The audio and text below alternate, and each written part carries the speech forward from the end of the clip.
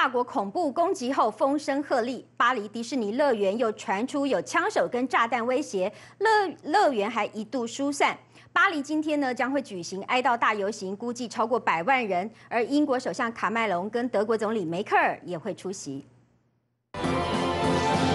向来散播欢乐的迪士尼，竟然传出有枪手出没，地点也在法国，时机敏感。游乐园紧急疏散饭店房客至少数十人，不少家长带着小孩一脸忧虑。当地媒体报道，一名30几岁的女性从饭店窗户大吼大叫，威胁要炸掉迪士尼，甚至自称是恐攻的女嫌犯波马迪安，遭到刑事拘留。法国警方也加派500名警力戒备，并提醒民众随身携带武器自保。